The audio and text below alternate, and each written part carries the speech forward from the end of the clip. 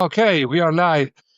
Hi everyone. I'm Alberto from the Unstoppable Creator, and today with me there's Michael Thompson, who is an awesome writer. I virtually met on Medium first a few years ago because Yep. his articles were extremely viral, and now he landed a while back. He landed on Substack, and I was lucky to talk to him outside DMs and masterminds directly on the phone. And today, finally, I can interview him. So, first of all, welcome, Michael. Thanks for having me. It's been fun getting to know you over that. Like, I feel like we've been in each other's orbit for like 5 or 6 years or something. It feels like Yeah, absolutely. First in the comments, and then almost live.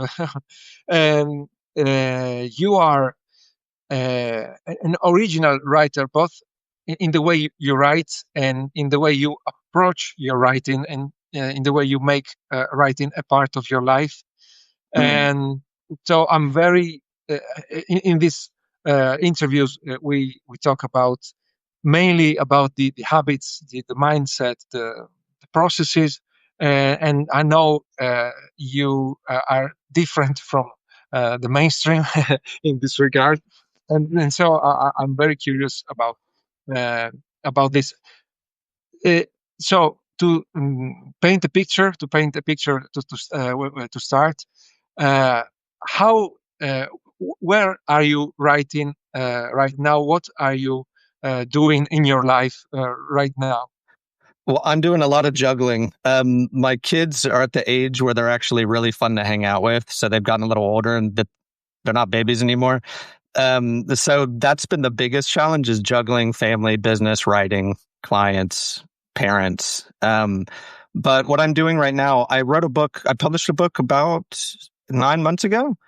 And I helped I helped 4 clients in 3 years to publish theirs, from like finding an agent, book proposals, like the whole process.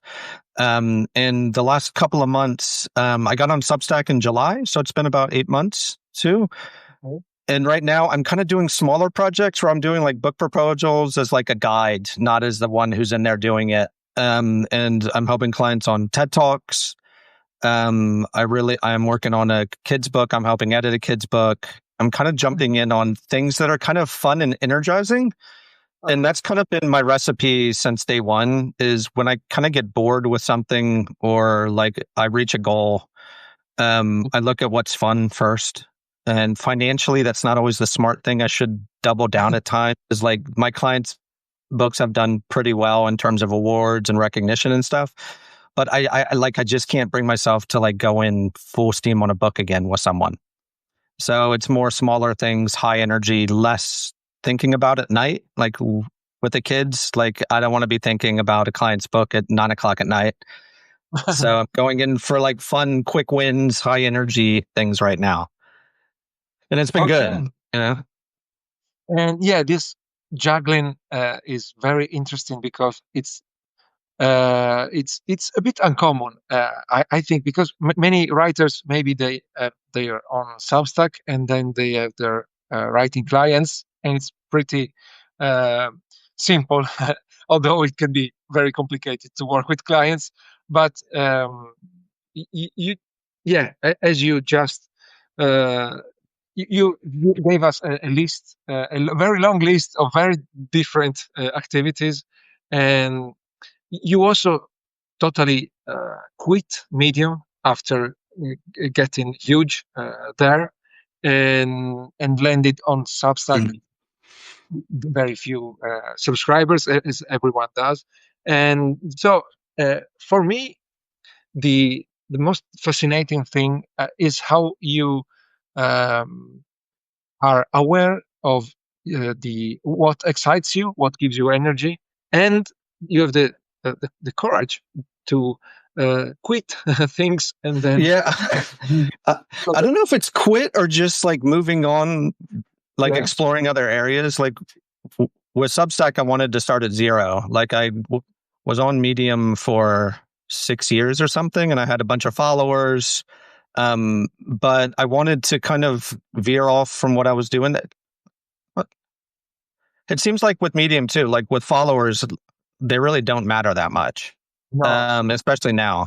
So it was more just like, well, I just want to start at zero, just get back and try new things, work on different projects. I don't want to have like my life goal isn't a personal brand. I didn't like at age 5, I didn't think like I want to be a personal brand. I want to be a famous author or anything. It was more just like I want to do work that lights me up, that has some positive impact in the world, and have time for my wife, my kids, friends. Mhm. Today we took a friend and I took our kids out of school from 12 to 2:30, and we went to the beach because it was really nice here today. And Okay. I want to be able to do that like once a week. But yeah, with starting on like with Medium, it's just kind of like a bunch of people have left there.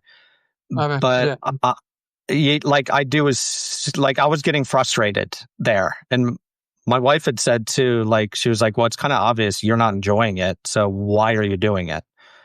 And that's kind of always been the question that I've kind of always come back to. I forget it at times, but generally there's a way. I like new. That's what gets me out of bed. Like I like trying new things. Like I'm I'm helping a client on a screenplay right now too. Like, and it's a different like he has experience in it. Like, but I'm helping in the dialogue and stuff.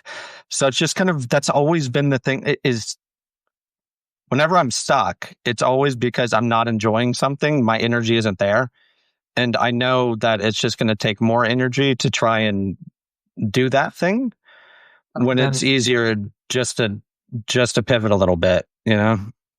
yeah, I understand it. I love novelty. I love new things too, and but it's risky because sometimes you feel bad, but you are still making money from what you are doing, Yeah. and and that's a factor you have to consider, especially if you have family. And so, how do you deal with that? It's is it just that the the thought of staying with something you don't like is far worse than the fear of not making enough money? I can't do like when I kind of have to write something, I can't do it. Like I don't write for just to feed the audience. Like I always write for me first. Okay. And the audience, like I know how to shape it towards an audience, but in general, like is like I write in the self-help lane mainly, right? Like I grew up shy, stuttering, scared to give presentations. There's a bunch of experiences I've had that I'm not the only one who's had that kind of feeling of getting up on stage and being nervous or asking somebody out on a date, whatever it is. Um, so it's kind of like we all have challenges, and I would like writing about mine just to kind of write about the thing you know, and that's my experiences, right? And that always just made more sense than using writing as more of a marketing tool. And like I Yeah. said earlier, it's bad for finances at times. But long term, I've been doing this 9 years now, and I've done a bunch of different things in a bunch of different lanes. I've earned money in a bunch of different ways. And now I can kind of go back to different things. Like I have like 8 things I can get paid for now. Depending on my energy, I can Mm. kind of hop in on those subjects. So it's kind of like it's risky, but at the same time, long term, I think not following the thing you really love. Like most of us started to write because we we love writing. The Yeah. world we're in now has a mean way of killing our love for it just because it's self promotion stuff. It's always tied to a business. Mm. And I try to block those thoughts as much as I possibly can. And by writing the stuff I want to write, I get clients. Like it's kind of a weird, like maybe not as many as if I marketed it perfectly. Yeah. Um, but I think people feel the energy, they feel the originality, the authenticity. And I'm not trying to game a system. Um, like, and I like life lesson type stuff. There will always be people, even in AI, who want to share life lesson type books, articles, stories, you know? So I think it is kind of like the safe move is being yourself kind of thing, which sounds nice. Yeah. But with kids, like maybe if I started today, it would be really hard to do what I do. Like I'm just like following my own curiosity into stuff. But since I've been at it a while, I have a bunch of clients. Like whenever I'm kind of short on work, I can ping my existing client base. And generally I'll get something from one of them like, oh, like, I'm glad you contacted me. I'm writing a speech. I have to do a presentation. I'm thinking about an article to pitch to Business Insider, whatever it is. So I can kind of like, I can cheat a bit because I have a Rolodex of past clients, you know? In a way, so at this point, in a way, I think it's you just uh, you just learned that there is a way to make money, even if you uh, stop doing what's working right now. So Yeah. so- It is something like I do have those days. We've talked about this in the past too. Is like, what am I going to do next? You know, but I've been self-employed since like I was in sales initially, which was a straight commission job. So I've never I've had a boss for maybe like 2 years out of the 25. Wow. So I'm kind of used to the ups and downs. I wear the same, like my shirts are from Target. My jeans are the same ones I've always worn. Kind of thing. Like I save for the slower years. Like, and it can be years at times, you know, it's not just like a bad month. Like it can be like, it's like I had some great years writing that have paid for me to kind of stick with it and be a little bit picky. Just because my lifestyle is like, we live in a small apartment. Our cars are paid off. Life choices are like, we usually eat at home. Like we don't eat out a lot. You know what I mean? Yeah. So it's more of a lifestyle choice. Yeah, and thank you to everyone who joined us. Michael will be with us for about 30 minutes. So if you have questions, just put them in the chat, and we'll try to reply.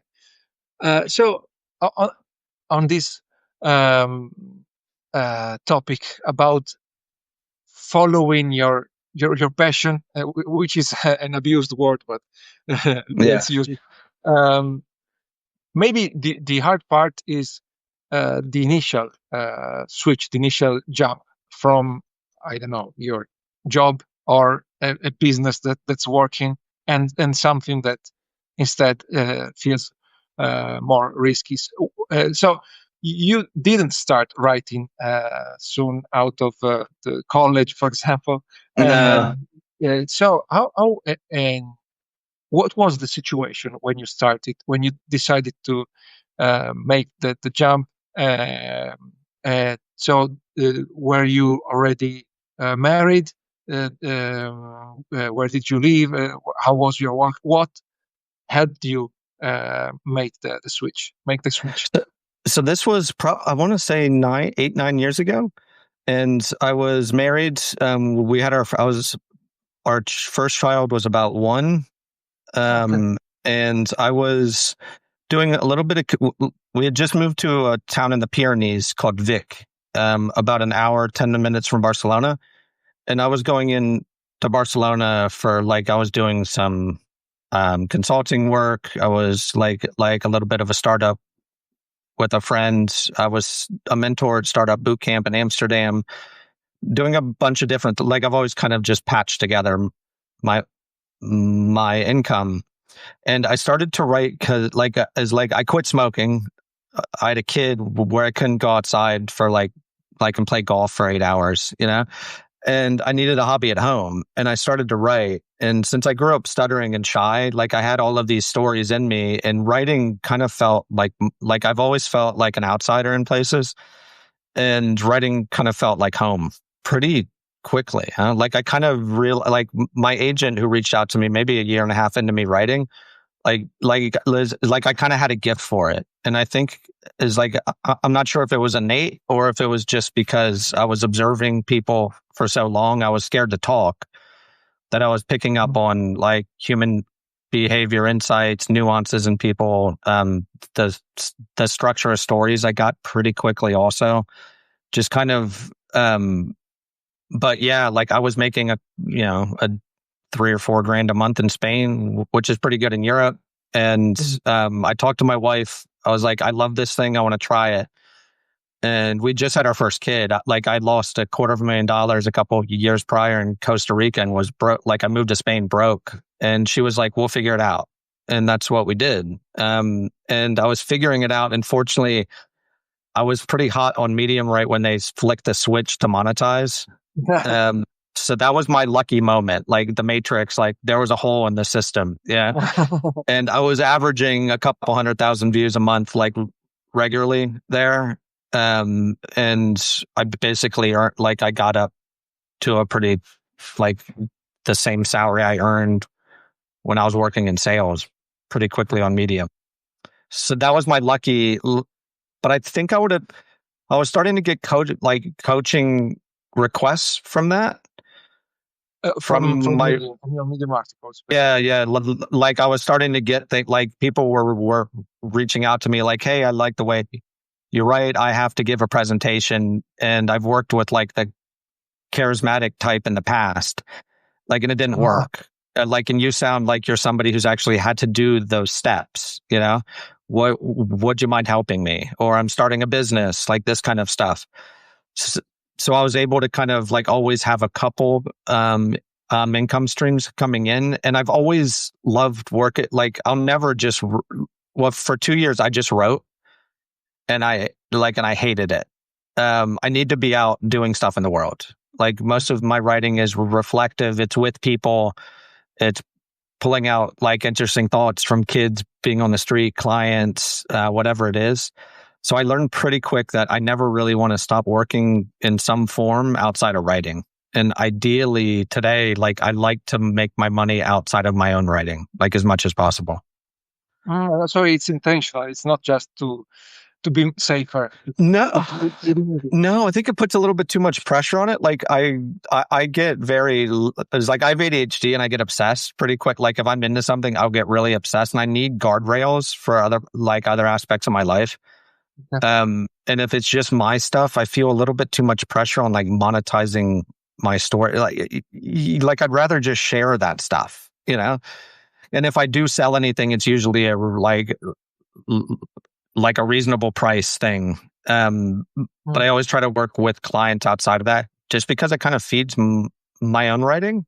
It can get hard, the balance of clients. Like at times, like the last month, I've had a lot of client work, and I've been traveling back to the US, and my own writing has to like drops. You know what I mean? Like it's hard to balance client plus my own stuff. But I don't publish a lot, and that's part of strategy also. It's like I can get out one thing a week, one thing every 2 weeks, throw up a note here and there, like to just keep stuff moving forward. Yeah, and I think you said that you are a keen observer because of your nature, and you can say the same for many introverts, like me, for example. It's not it's not obvious. You don't learn how to write just from being a good observer, and so. Yeah, the talent is always involved. But what do you think made you such a good writer, that people already wanted you as a coach from the beginning, almost from the beginning? Because you had very rich data from your observations, from remembering your stories and remember your emotions maybe. But what helped you tell them so good from the so well from the start? I worked with like it's a really good question, and I think there's kind of a couple answers. The big one, I think, is very early on. I started a group of writing feedback, like a Slack group, back in 2017 or 18 or something, with Nick Goki, who you know, Todd Bryson was part of it, Tim Denning at one point. So it was kind of like these guys, like me, Nick Goki, Nick Wignall, Todd, and another friend, Brian Penny, were really Stephen Moore, who's on Substack also. We religious, like every week, we would post a story at the beginning of the week, more or less, or an article, and we would give each other feedback on it. Mm. And that was just really like I started doing that really early on. I didn't like writing alone, and I like other people's feedback. I'm not gonna like in my articles. I'm not gonna cure cancer. Like I have a pretty like medium IQ, but I like digging in on stuff and improving it. And I generally wouldn't publish anything unless it's the best version of it that knew I could write at the time. Okay. Like, and I stuck with things. So like, it was maybe like each article, like back in Medium days, where it was like 700 word articles, 900 words, something. I was doing, there was a bunch of people who were doing an article a day and growing quickly. Like my group was kind of like the one a week. And it's kind of like we spend about the same time, like, 10 hours on each article. If someone's publishing an article a day, it's probably 10 hours a week also. So it's about the same time, but just really digging in on these pieces. And we taught each other how to write essentially. And like, why it's like, oh, I did not like how this story starts. If you thought about this, here's an idea. And just that feedback really early on got me looking at things in different ways.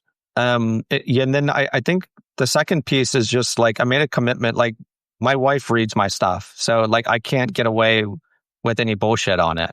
Like, so it's just really just being open and vulnerable in the experience. Like the combination of those things of like writing honestly and then getting feedback and then just kind of like with story stuff, like learning storytelling isn't rocket science. Like it's the same, like it's the Joseph Campbell stuff. There's like 10 different formats or structures, whatever it is. Like, and it's just the repetition of it and trying different ways. For my introductions, like I would try 10 different ways to start a story and grab one. And then I would have ideas for other stories, you know what I mean? From the other introduction angles. So just kind of taking my time with this stuff. Like, and most readers read me, like I get a lot of comments like that readers can tell that I care about what I'm putting out into the world. Mm. Like, and I think that there's enough people reading that who want to work with that kind of person, you know? Yeah, I understand. But and how do you know that for some people, uh, working on a piece until it's ready to be published may mean just working on it forever and never publish it. Yeah, And yeah, yeah, yeah. you just said, were you just uh, uh, good at respecting your own deadlines, or do you think in a way, you developed a good a sort of honesty with yourself when you can say, okay, now it's ready, and anything beyond this is it's just perfectionism. Yeah, it's kind of when Terry Lee, who you had interviewed also on this series, her husband had a thing of like the excitement of it. Like when you're reading it and you're really excited about it. Like when it gets to the point where it's like commas are changing like a couple of words, really isn't going to change it. But the feeling inside where it's like, all right, this is ready to go. Listening to that and the combination of that. And with Medium, I did an article a week and it was like, we had a second child, like shortly into the first child. And I was like, I know that I can write 100 words a day, right? Like, and if it's 700 word articles, like at that time, so be it. But yeah, it was pretty good. Like, I'm horribly not disciplined, if that makes any sense. I don't know if I said that two negatives there.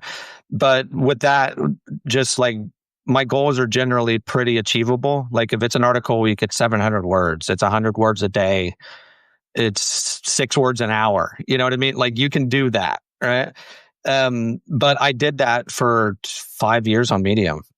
Like, and it became like muscle memory. And when you're writing stories, you think of other stories. Like, and it's just like making meticulous notes of past memories, other things that pop in your head when you're writing a story.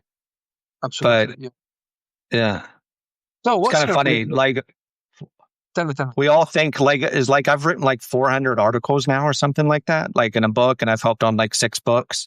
It's like I've written a lot of words, and when I started, like just the thought of publishing 2 articles like felt like impossible, But like once you start, you take the first step. Like stories start to kind of reveal themselves inside of your existing stuff. I think it's also the thing that they say that when you have a habit, it changes your identity. So Mm, when you start writing and do it regularly for some time, your mind becomes the mind of a writer, and so mm. starts to see ideas everywhere when before they just passed by. uh, Very true. Huh?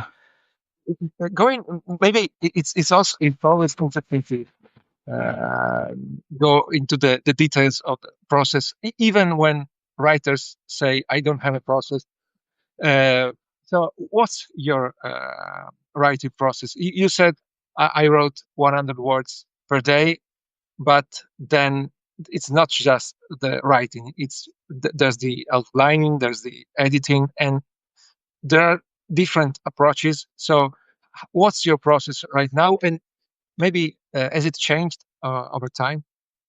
It has changed over like when I say 100 words a day, it's more of the idea of like once you have an idea of something, like I can go in and get it moving. You know what I mean? Is like I'll get the first draft done in a day or two.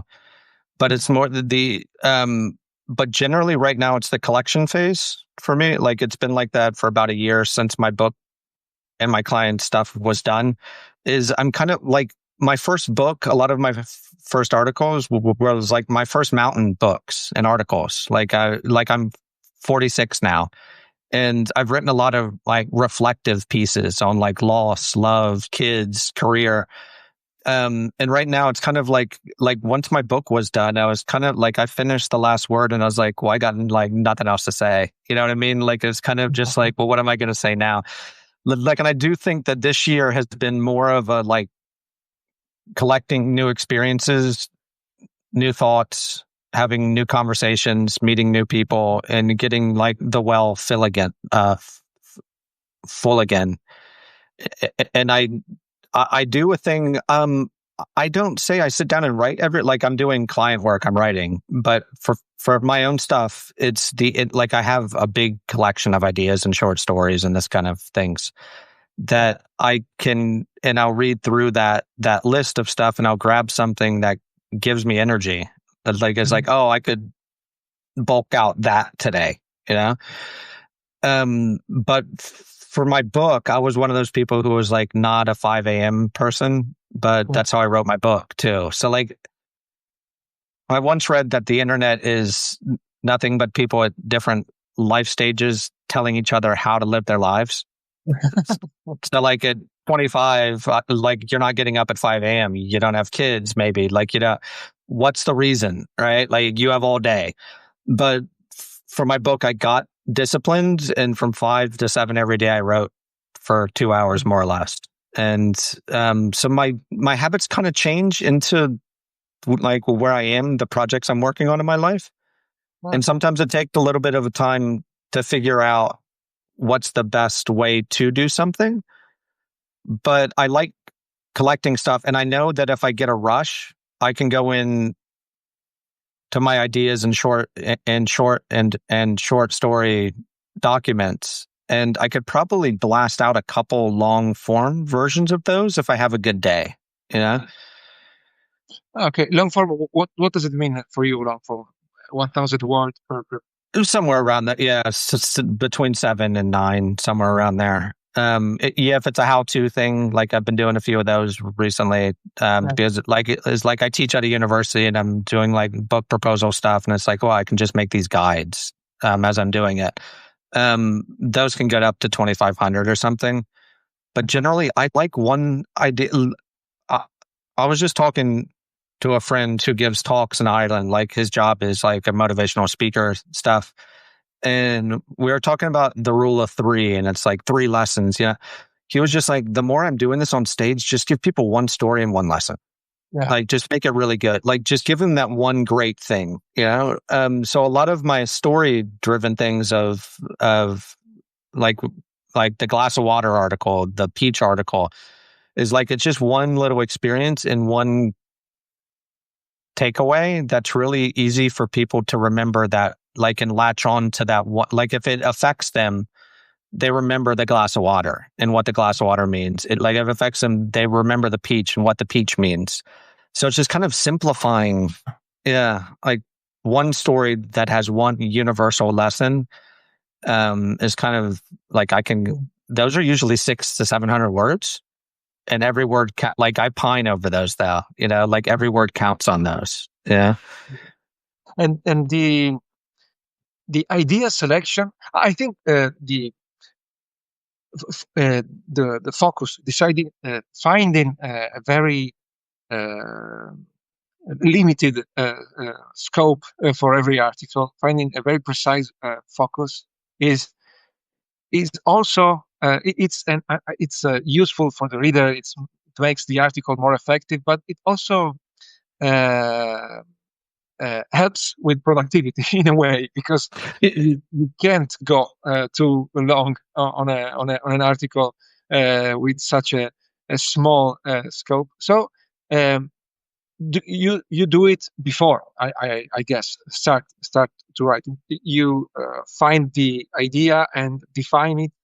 More or less the lesson. Yeah. But like a lot of the times, some of my favorite sentences and stuff, I blacked out when writing it. Like, and I read it later. I was like, oh shit, like that was pretty good. So I have like the idea of what I want to say. Like it could just be like one sentence. Like here's the point of this. It's like here's the story, and then like here's the point, right? Like, and you need to bulk out the point a little bit and Yeah, package it up a little bit better. But I like that. But yeah, like it could be a short thing. But like if you think of things, if you want people to remember something, just give them like the best takeaway you have on something. And the shaping of how you deliver that takeaway is the important thing. That kind of takes some practice. yeah, To not is like I wanted like persuasion is like writing is like effective writing is persuasive, right? yeah, But I write short stories and I don't want to like come off as salesy. Like I'm not trying to convince you. And like a lot of my articles, it's not like me trying to push something onto you. It's more just like, here's my experience with it. But yeah, if I think it's a good idea is like, I want someone to implement the same thing in their own lives, or at least try it. Yeah. So yeah, I'm trying to be persuasive without being pushy at all. Like, and that's kind of the way I do sales too. It's fair. It's like, I'm not, yeah, it's like I'm the least pushing, but at the same time, it's memorable. Yeah. yeah. And I think this can be very, very hard for a new writer, because and this is why for some people it's important to publish more, um, because yeah, you basically from the beginning you published one article per week, and you always published one article per week, or no article.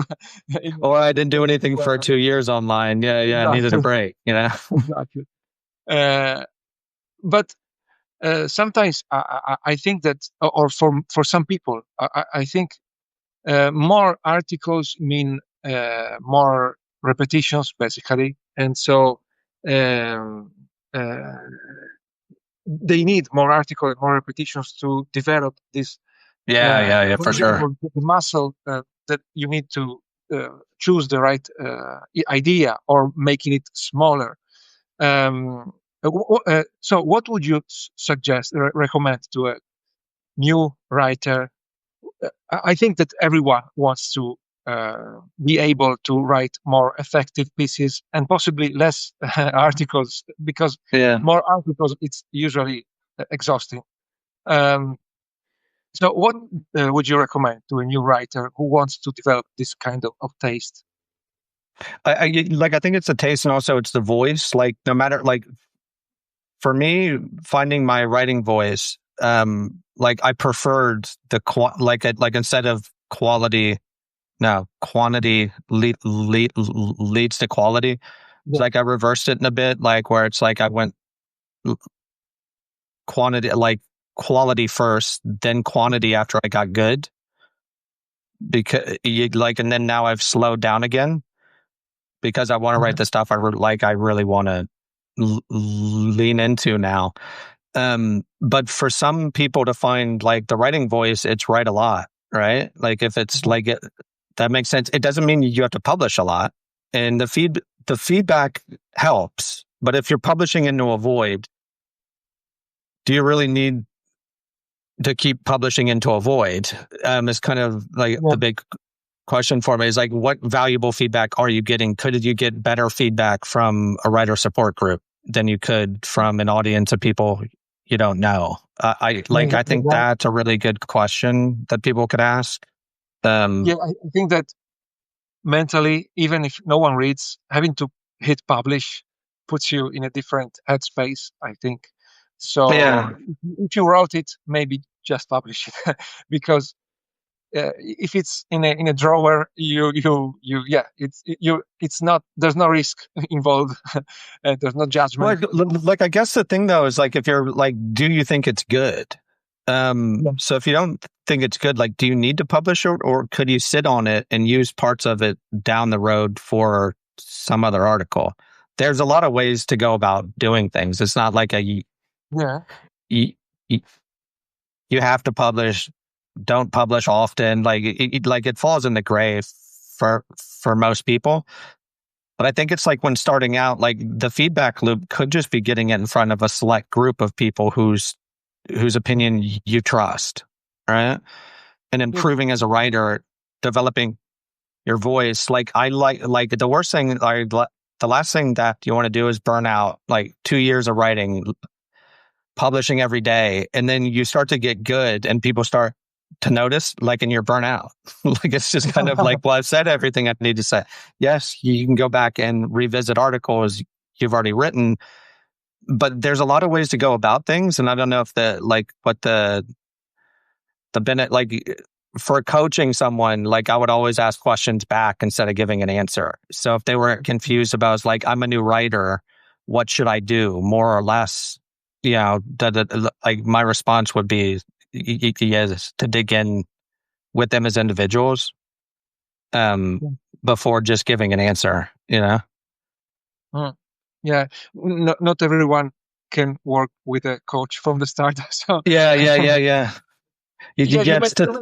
that's why I always in these interviews I found that most, or if not all, possibly all writers have a high level of self-awareness, and this can help when you don't have a coach. You maybe your self-coach, in the sense that you don't have a coach asking, trying to understand how you work, but you understand how you work by I don't know, asking the right questions, or journaling, or leaving. Like it is, like it's moving slowly, like, and asking questions and getting to the like it is journaling. It is those things.